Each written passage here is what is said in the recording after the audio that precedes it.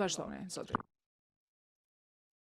Propozimi i zyrës së prokurorit të specializuar për t'i dënuar ish udhëheqësit e UÇK-s me nga 45 vjet burgim për secilin ka ngjallur reagime të shumta në publik.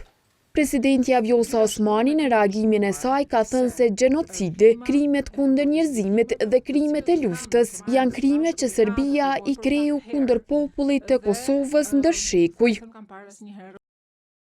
Çdo përpjekje që tenton të barazoj luftën çlirimtare të UÇK-s me krimet e agresorit gjenocidal serb e minon besimin në drejtësi dhe dëmton rënd paqen afatgjat. Gjatë luftës së fundit në Kosovë, Serbia kishte për qëllim shfarosjen e popullit shqiptar, qëllim të cilin e shpërfaqi nëpërmjet vrasjes dhe masakrimit të mijëra fëmijëve, grave, burrave e të moshuarve, dhunimeve të mijëra grave burrave e shkatërimit të qindra mijëra shtëpive, dëbimit të mbi 80% të qytetarëve të Kosovës nga shtëpitë e tyre.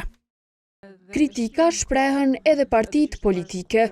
Në një reagim televizjes vetëvendosje thuhet se kërkesa e prokurorisë nuk është një akt për kërkim drejtësie, por një politik që synon ta përmbysë rendin e së vërtetës.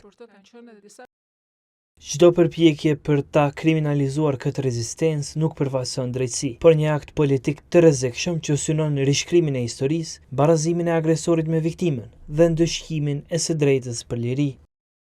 Në PDK thanë se është vërtetuar ajo e cila është thënë prej fillimit dhe se me këtë qasje prokuroria po e synon barazimin e viktimës me agresionin duke u përpjekur ta ndërtojë një narrativ të rëmë.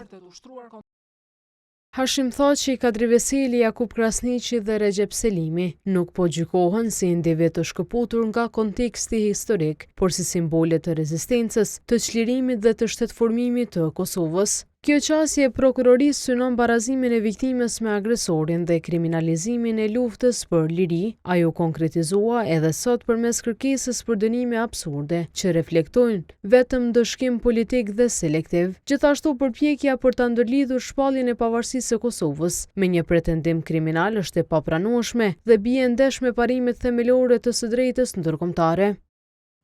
E kryetari OVL-s së UÇK-s Hysni Gucati në reagimin e tij i quajti skandaloze deklaratat e prokurorisë speciale. Kjo me këtë fjalë do të thotë i ka kënaqur gjithë ata të cilët kanë qenë kundër Kosovës, kundër shërimit vendit dhe i ka kënaqur vetë politikanët serb edhe shtetin e Serbisë. Do të thotë Serbia është sot e kënaqur me prokurorët që kanë punuar kundër shtetit Kosovës dhe kundër vetë ushtrisë shqiptare të Kosovës. E ish kryeministri shqiptar Pandeli Majko ka thënë se procesi gjyqësor në Hag po e deformon atë që ka ndodhur në luftën e Kosovës.